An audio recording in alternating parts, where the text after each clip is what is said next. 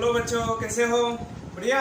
चलो आज थोड़ा सा एक इंटरेस्टिंग टॉपिक पढ़ते हैं। ओके, इंटरेस्टिंग चैप्टर है, ऐसा चैप्टर जो हमारे दिल के पास है। ऐसा है, हमारे दिल के पास है।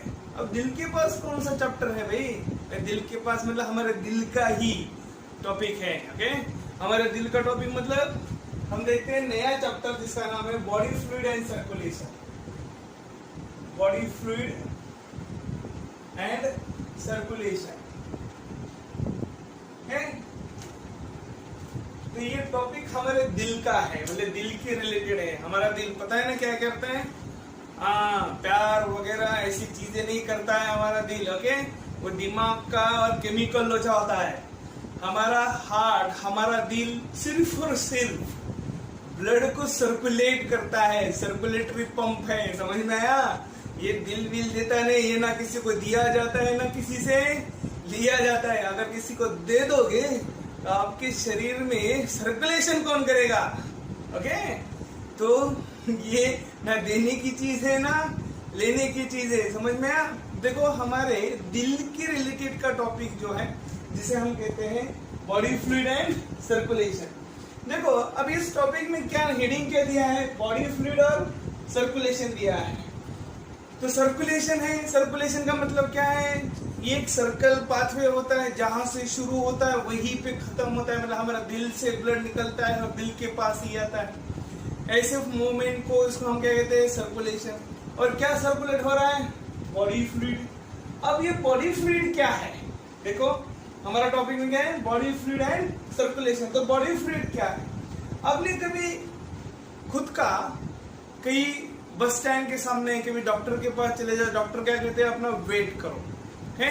आप जाके वो वेट मशीन पे जाके खड़े हो जाते हो, और खड़े होते ही आपको वो इंडिकेटर दिखाता जाएगा, आप 10 किलो के हो, 20 किलो के, 25 किलो के और 100 किलो के।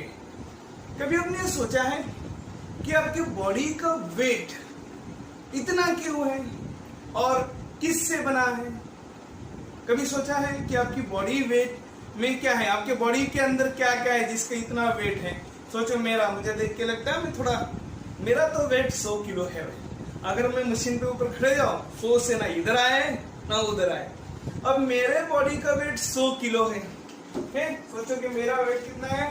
100 किलो है।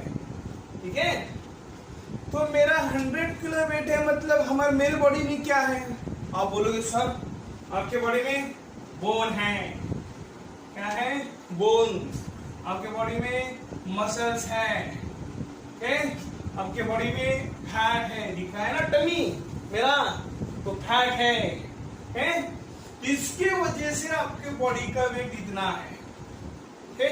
तो आप गलत नहीं हो, बराबर है। लेकिन इसके वजह से इतना वेट है ऐसा नहीं, याद रखो, ऐसा नहीं।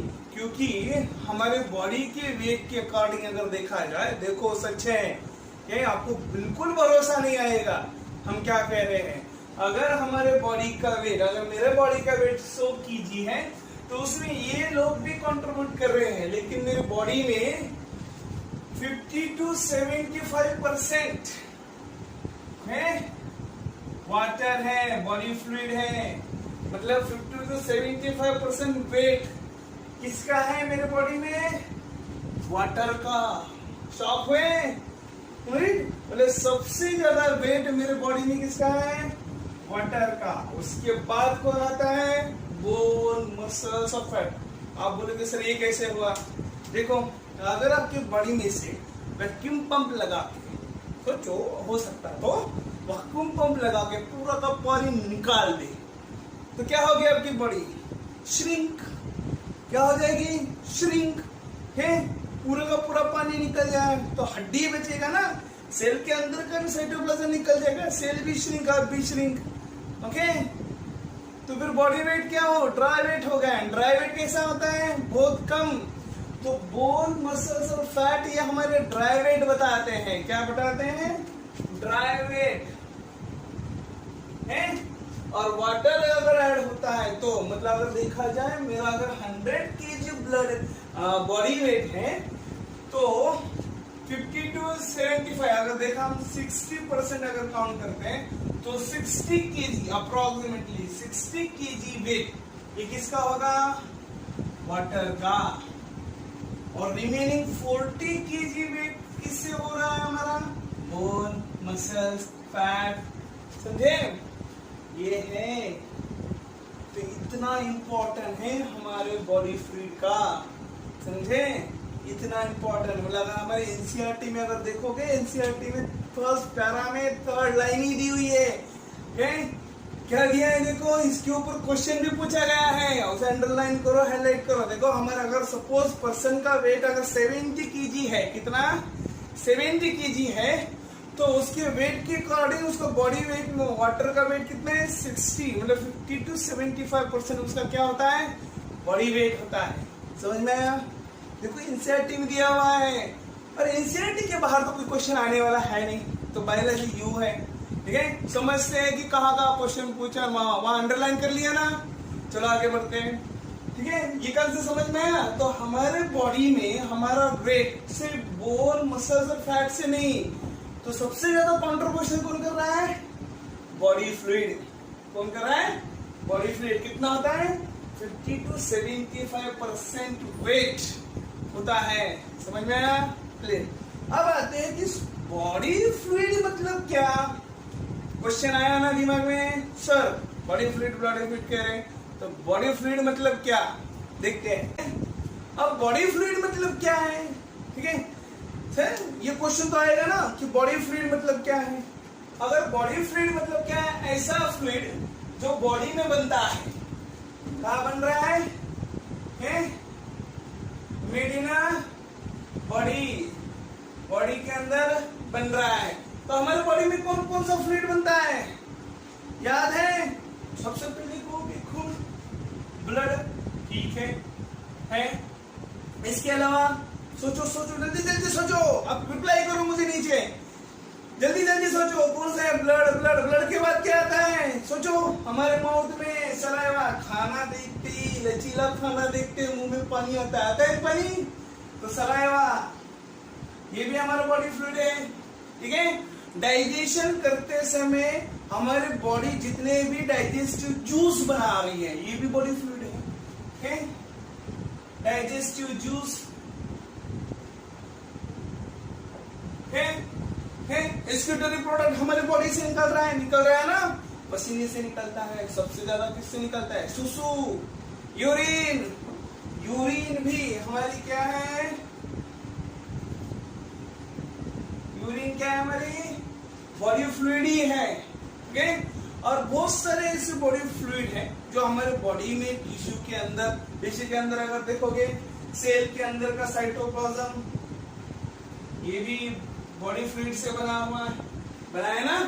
हार्ट के बाहर का, हार्ट के मेम्ब्रेन के अंदर का, लंग्स के अंदर का, पेट के अंदर का, सभी तरफ के जितना भी बॉडी फ्लूइड है, जो फ्लूइड है जो हमारी बॉडी बना रही है, उस फ्लूइड को हम क्या कहते हैं? Body fluid. समझ में आया? क्लियर हुआ? अब देखते हैं कि हमारे बॉडी में कितने टाइप्स के बॉडी फ्लूइड है। क्वेश्चन बोले सर इतने तो है। याद रखो, ब्लड ही हमारा सबसे बड़ा बॉडी फ्लूइड नहीं है। ब्लड अगर देखा जाए तो सिर्फ और सिर्फ 8% हमारे बॉडी के अदर बॉडी फ्लूइड्स के हिसाब से अगर देखा जाए, ब्लड सिर्फ कितना है? 8% है। रिमेनिंग 92% कौन सा है? ब्लड सिर्फ 8% है, तो रिमेनिंग 92% वाला बॉडी फ्लूइड कौन सा है? तो देखते हैं types of body fluid. Okay, तो हम देखते हैं कि हमारे बॉडी में बॉडी फ्लूइड कौन कौन से हैं। तो देखते हैं टाइप्स ऑफ बॉडी फ्लूइड।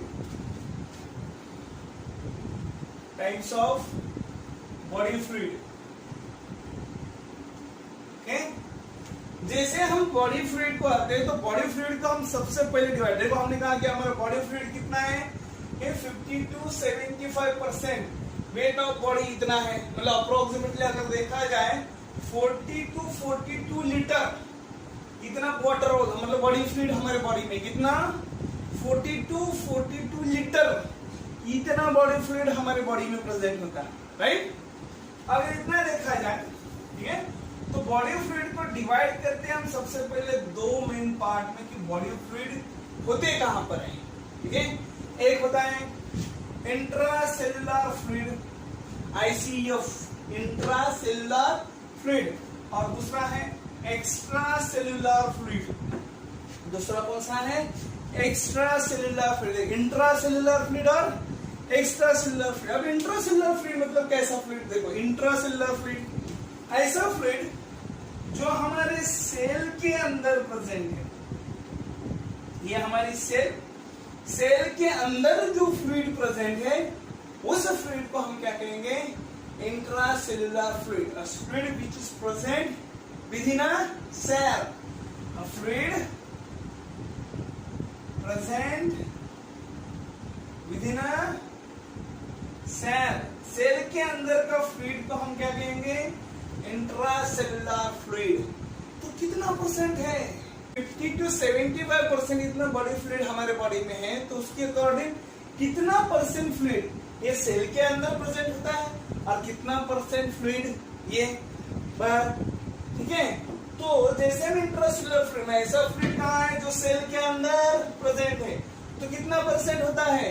तो ये फ्लूइड देखा जाए तो 40% होता है। आउट ऑफ 50 to 75 कितना परसेंट है?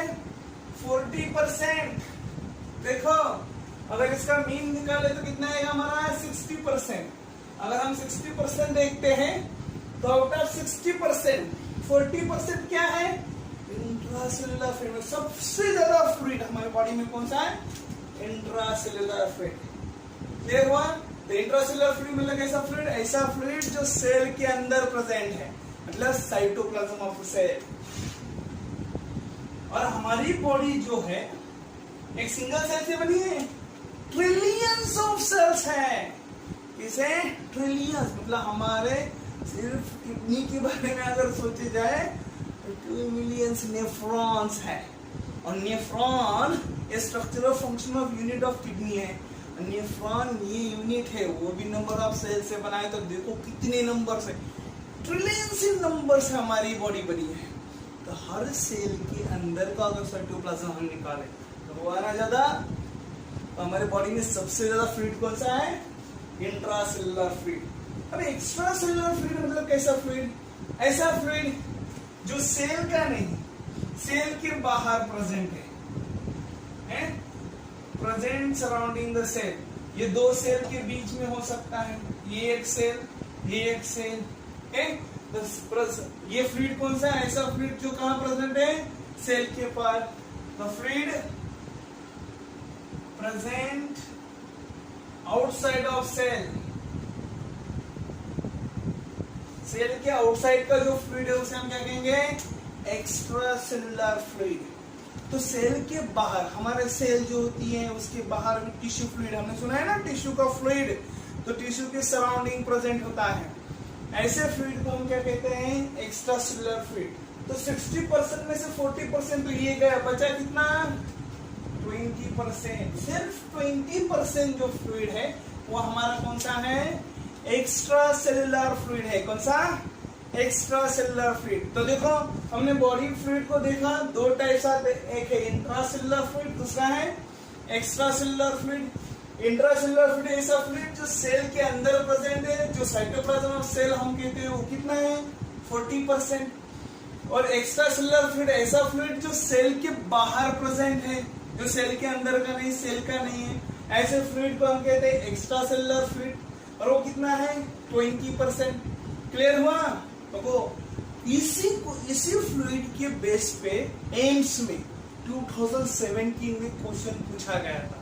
क्वेश्चन क्या था? देखो, क्वेश्चन ये था कि कौन सा मॉलिक्यूल्स, नीचे दिया हुआ कौन सा मॉलिक्यूल सबसे ज्यादा इंट्रासेल्युलर फ्लूइड में प्रेजेंट होता है और कौन सा मॉलिक्यूल एक्स्ट्रासेल्युलर फ्लूइड में प्रेजेंट होता है। ये एम्स का क्वेश्चन है। अभी तक नीट में आया हुआ नहीं है, तो ये आ सकता है। ठीक है, अब देखते हैं कि इंट्रासेल्युलर फ्लूइड और एक्स्ट्रासेल्युलर फ्लूइड का केमिकल कॉम्पोजिशन क्या है। समझ में आया? तो कौन कौन से कंपोनेंट से बना है फ्लूइड, ठीक है, इंट्रासेल्युलर और एक्स्ट्रासेल्युलर। देखो, जैसे हम इंट्रासेल्युलर फ्लूइड में आते हैं तो इंट्रासेल्युलर फ्लूइड में हमें दो मेन आयंस दिखा देते हैं। कैटायंस, कैटायंस, कैटायंस मतलब कैसे, पॉजिटिव चार्ज वाले आयंस, और दूसरे एनायंस, एनायंस मतलब निगेटिव चार्ज वाले मॉलिक्यूल्स। तो जैसे हम इंट्रासेलुलर फ्लूइड में आते हैं तो हमें पोटेशियम सबसे ज्यादा दिखाई देता है। कौन सा, पोटेशियम। उसके बाद मैग्नीशियम, उसके बाद मैग्नीशियम, देखो, उसके बाद सोडियम, उसके बाद सोडियम, और उसके बाद कैल्शियम। देखो सबसे ज्यादा कौन सा है, पोटेशियम। तो सीक्वेंस पूछा जाता है हायर टू लोअर, तो सबसे ज्यादा कौन सा है, पोटेशियम, और सबसे कम और निग्लिजिबल होता ही नहीं, क्योंकि कैल्शियम जो है वो सेकेंडरी मैसेंजर का काम करते हैं। हम इसे देखेंगे कहाँ, आने वाला नया चैप्टर है, हम देखेंगे वहां नर्वस कंट्रोल एंड कोऑर्डिनेशन, उसमें कैल्शियम किस तरीके से काम करता है। हमने इसे ऑलरेडी पढ़ चुके हैं, कहाँ, मस्कुलर कॉन्ट्रैक्शन में। जैसे कैल्शियम आता है, एक्टिन मायोसिन का बॉन्डिंग होता है, कॉन्ट्रैक्शन ऑफ मसल होता है, तो कैल्शियम इंपॉर्टेंट है। इंट्रासेलुलर फ्लूइड में होता ही नहीं, किसी किसी सेल में होता है, क्योंकि हर सेल में कंपोजिशन वेरीज होगा, समझ में। तो देखो पोटेशियम सबसे ज्यादा है, तो इंट्रासेलुलर फ्लूइड में कैटायन कौन सा है, पोटेशियम सबसे ज्यादा, ठीक है। जैसे हम इंट्रासेलुलर से एक्स्ट्रासेलुलर में आते हैं, तो एक्स्ट्रासेलुलर में कैटायन कौन सा है, तो वाइस वर्सा है। यहाँ सबसे ज्यादा जो है वो है सोडियम। देखो यहाँ कम है इंट्रासेलुलर में, और यहाँ एक्स्ट्रासेलुलर में ज्यादा है सोडियम है। इसके बाद आता है कैल्शियम, कौन सा है, कैल्शियम, ठीक है। इसके बाद आता है मैग्नीशियम, सॉरी पोटेशियम, और फिर मैग्नीशियम। मतलब सबसे ज्यादा कैटायन जो एक्स्ट्रासेलुलर फ्लूइड में कौन सा है, सोडियम। देखो ये जो कैटायंस के बारे में हम पढ़ रहे हैं ना, इसको हमें फिर से पढ़ना है आने वाले टॉपिक में। कौन सा, ब्रेन मास, उसमें क्या होता है, जनरेशन ऑफ इम्पल्स जब होते हैं, जब इम्पल्स जनरेट होता है तो मेम्ब्रेन पोटेंशियल होता है। मेम्ब्रेन पोटेंशियल मतलब मेम्ब्रेन का चार्ज, सरफेस चार्ज चेंज होता है। तो यही दो बंदे होते हैं, सोडियम और पोटेशियम, ये अंदर से बाहर, बाहर से अंदर खेलते रहते हैं, जिसकी वजह से मेम्ब्रेन का चार्ज चेंज होता है। और सबसे ज्यादा नटखट जो होता है ये है, ये एक जगह पे रहता ही नहीं, अंदर से बाहर, बाहर से अंदर आता है, इसलिए सेल को कंफ्यूज करते रहता है, ठीक है। ये कैसे करता है हम क्या करेंगे उस टॉपिक में पढ़ेंगे, समझ में आया। लेकिन आपके लिए जान लो कि समझ लो कि इंट्रासेलुलर फ्लूइड में पोटेशियम ज्यादा होता है और एक्स्ट्रासेलुलर में सोडियम ज्यादा होता है, समझ में आया। अब आते हैं एनायंस में। एनायंस में सबसे ज्यादा कौन है, इंट्रासेलुलर। तो यहाँ एनायंस में आते हैं, तो यहाँ हमें सबसे ज्यादा जो दिखाई देता है वो है हमारा प्रोटीन मॉलिक्यूल्स।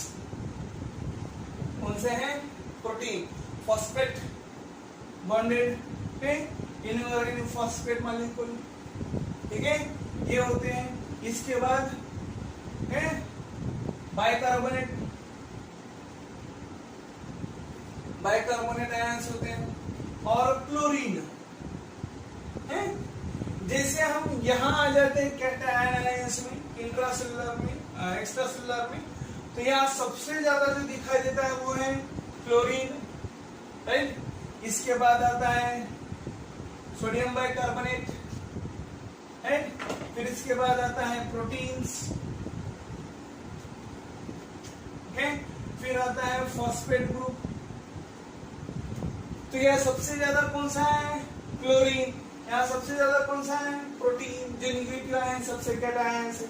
और यही एनायंस एंड कैटायन जो होते हैं वो सेल की आयोनाइजेशन, ऑस्मो रेगुलेशन मेंटेन रखते हैं, इसलिए सेल हमेशा ऑस्मोटिक बैलेंस रहता है, समझ में आया, क्लियर हुआ। अब ऑस्मोटिक बैलेंसिंग कैसा होता है इसे भी हम पढ़ेंगे आने वाले टॉपिक में, जो है किडनी का एक्सक्रीशन एंड ऑस्मो रेगुलेशन। वहां फिर से ये आएंगे इंट्रासेलुलर एक्स्ट्रासेलुलर, समझ में आया।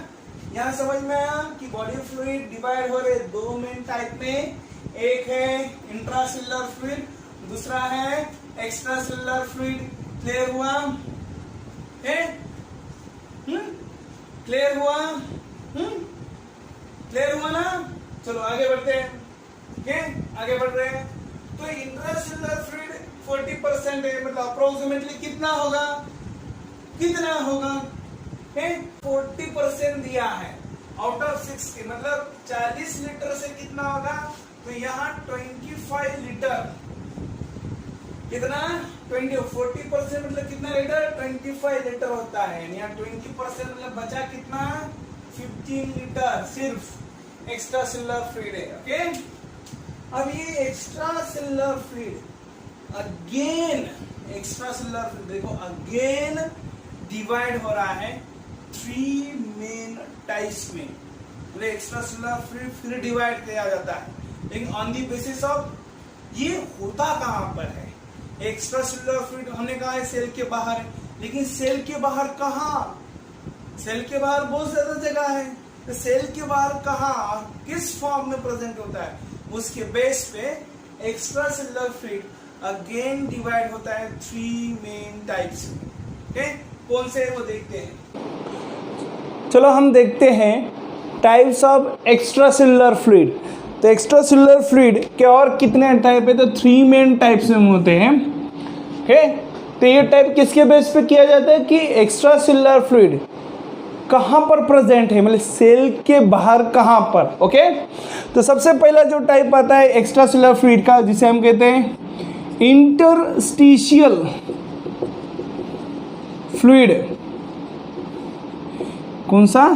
Interstitial fluid. ये कैसा फ्लूइड होता है? और फ्लूइड ये देखो, एक सेल और ये दूसरी सेल। ओके, एपिथेलियल सेल्स को और टिश्यू को छोड़ के बाकी जितने भी अपने टिश्यूज है उस सेल के, दो सेल के बीच में क्या होता है? स्पेस होता है, गैप होता है।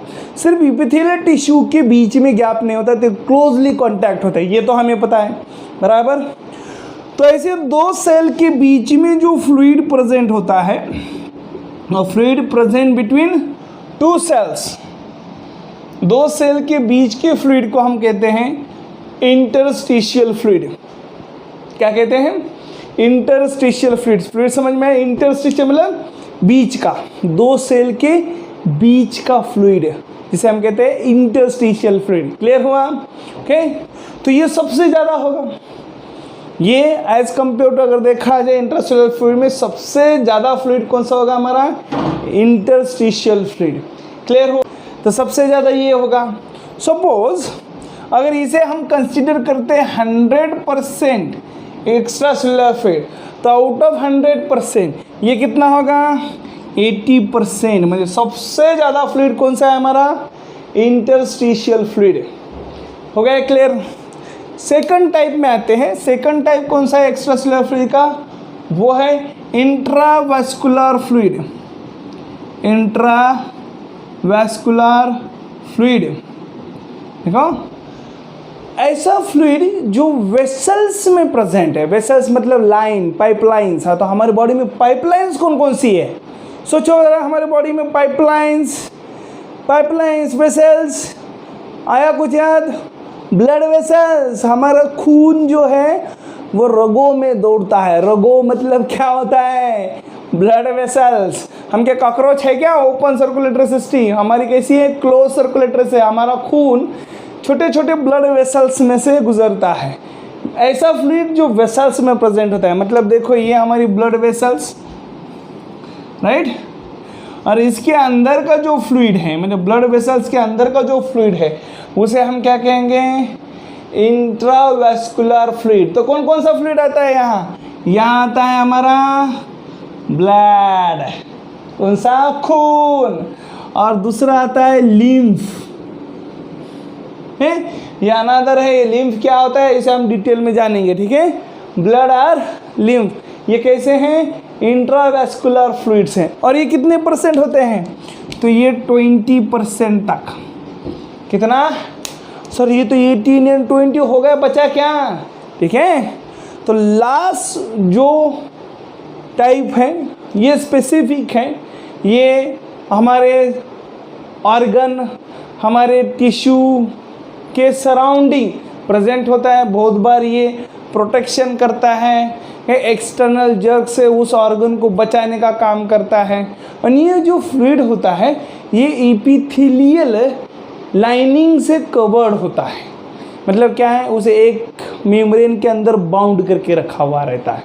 देखो खुला ही है ना, ये सेल के अंदर है क्योंकि ये एक्स्ट्रा सेलुलर फ्लूइड है, फ्लूइड सेल के बाहर का है। ऐसा फ्लूइड जिसे एक मेम्ब्रेन ने बाउंड करके रखा है, ऐसे फ्लूइड को हम कहते हैं ट्रांससेलुलर फ्लूइड। क्या कहते हैं? Transcellular fluid. ट्रांससेलुलर फ्लूइड है ऐसा फ्लूइड जिसे मेम्ब्रेन ने बाउंड करके रखा है। एग्जांपल दें, देखो ऐसा फ्लूइड है साइनोवियल फ्लूइड। साइनोवियल फ्लूइड मतलब कैसा? ये देखो, ये हमारा बोन है, ये दूसरा बोन है, राइट। और ये दो बोन के अंदर ये देखो साइनोवियल जॉइंट होता है, राइट। तो दो बोन के अंदर क्या होता है? स्पेस होता है। और बोन को मूवमेंट होने के लिए ऑयलिंग प्रॉपर्टी होती है, बराबर ना। तो ये जो फ्लूइड होता है दो बोन के अंदर, लेकिन उसे कैसे है? मेम्ब्रेन ने बाउंड किया। ऐसे फ्लूइड को हम कहते हैं कौन सा? Transcellular fluid. Second, cerebrospinal fluid. इसके बारे में सुना होगा ना, हमारे ब्रेन को और स्पाइनल कॉर्ड को प्रोटेक्ट करता है। हमारे ब्रेन को और स्पाइनल कॉर्ड को प्रोटेक्ट करता है, कवर्ड करता है एक्सटर्नल जर्क से, और यही न्यूट्रिशन भी प्रोवाइड करता है। ऐसा पेरिकार्डियल फ्लूइड, हमारे हार्ट के भी वॉल में एक फ्लूइड होता है जो हार्ट को एक्सटर्नल जर्क से बचाता है। ऐसा पेरिटोनियल फ्लूइड हमारे एब्डोमिनियल में होता है, हमारे किडनी इंटेस्टाइन को बचाता है, लुब्रिकेशन प्रोवाइड करते हैं। ये सारे फ्लूइड को क्या किया गया है? मेम्ब्रेन ने कवर किया है। तो देखो ये है 3 main types of extra cellular fluids. Clear हुआ? है एक्स्ट्रा सेलुलर फ्लूइड फिर डिवाइड हो रहे 3 मेन टाइप्स में, interstitial, intravascular and transcellular fluid. Clear हुआ? है। अब हमें इस टॉपिक में क्या पढ़ना है? ये तो सिर्फ इंट्रोडक्शन था सर नहीं, ये सिर्फ इंट्रोडक्शन था, क्योंकि हमें ये सबसे पहले मालूम होना चाहिए था कि बॉडी फ्लूइड क्या होता है, कैसा होता है, कहाँ पर होता है। हमने जान लिया। तो हमें अब कौन से बॉडी फ्लूइड पे सबसे ज़्यादा ध्यान देना है? तो वो है हमारा ब्लड और लिम्फ, क्योंकि यही बॉडी फ्लूइड है जो कि सर्कुलेशन करते हैं। क्या करते हैं? बाकी के बॉडी फ्लूइड सर्कुलेट कर रहे हैं क्या? नहीं, सिर्फ यही फ्लूइड है लिम्फ और ब्लड जो कि सर्कुलेशन करते हैं। तो हमारा टॉपिक ही ये है, ऐसा बॉडी फ्लूइड जो सर्कुलेशन करता है। और सर्कुलेशन करने के लिए जो सिस्टम आती है उसे हम कहते हैं सर्कुलेटरी सिस्टम। क्लियर हुआ? बॉडी फ्लूइड समझ में आया? ओके, झट से नोट्स बनाने शुरू करो। अगर कोई दिक्कत हो तो क्वेश्चन्स करो, ठीक आहे? आणि तुम्ही मला मराठीत सुद्धा क्वेश्चन्स करू शकता, मी मराठीत सुद्धा बोलू शकतो, ठीक आहे? आपल्याला इथे लँग्वेजचा कुठलाही प्रॉब्लेम नाही. If you want to speak in English आणि ते I will be give answer in English. Okay, अगर आपको इंग्लिश अच्छी आती है तो आप इंग्लिश में पूछो, अगर मराठी में समझ में आ रहा है तो मराठी में पूछो. ये याद रखो भाई, कंसेप्ट क्लियर होना चाहिए. क्या क्लियर होना चाहिए? कंसेप्ट. अगर कंसेप्ट क्लियर होता है तो जान लो कोई भी क्वेश्चन आने दो वो झट से सॉल्व होता है. समझ में आया? हम यहाँ सिर्फ कंसेप्ट क्लियर करेंगे, वो भी according to competitive examination. Okay, तो ये था हमारा बॉडी फ्लूइड. ओके, अब नेक्स्ट देखते हैं कि ब्लड. ये ब्लड क्या होता है, हमारा खून क्या होता है. ओके, देखते हैं.